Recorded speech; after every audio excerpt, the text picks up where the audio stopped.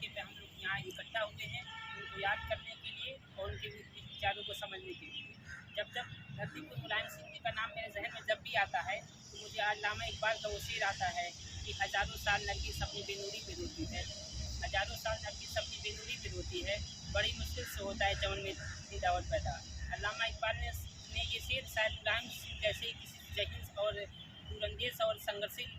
किसी शख्स के लिए बोला था। आज मुलायम सिंह यादव की ज़रूरत देश और समाज को तब पड़ती है जब किसानों की बात आती है, जब नौजवानों की बात आती है, जब पिछड़ों की बात आती है। हमको भी मालूम होगा, आपको भी मालूम होगा किस तरीके से गरीब परिवार से निकल करके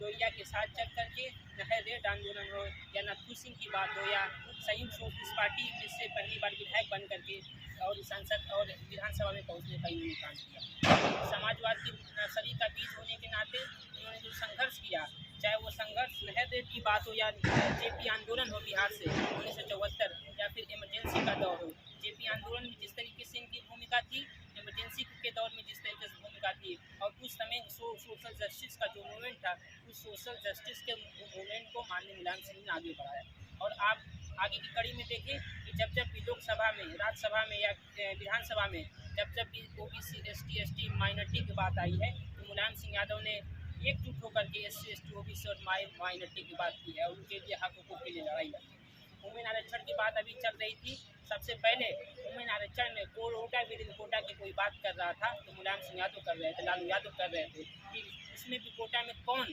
गरीबों में भी कौन, अगर सिर्फ वुमेन आरक्षण आ जाएगा तो कौन महिलाएं लोकसभा पहुँचेंगी, कौन महिलाएं राज्यसभा पहुँचेंगी, कौन महिलाएं IAS होगी। एक समाज के लोगों ने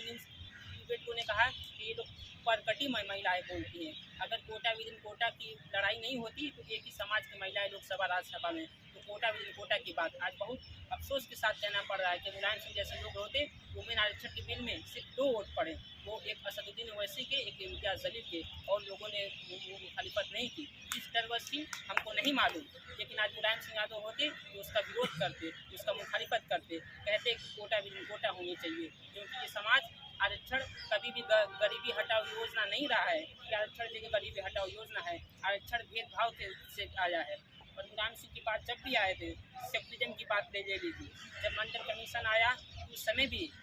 DP सिंह तैयार नहीं थे, कई लोगों से तमाम मुखालिफत के शरद जी ने आग्रह किया। मंडल कमीशन आज ना होता तो आज हम लोग इतनी बड़ी संख्या में उपस्थित हो OBC मंडल तो आज हम लोग यहाँ पे नहीं पहुँच पाते। कई लोग शायद ये कह भी सकते हैं, कहते भी एक मुलायम सिंह जी का कोई योगदान नहीं, उन्होंने कुछ काम नहीं किया, कहा जा सकता है, लेकिन उनके जुड़ी हम हैं तो मंडल कमीशन को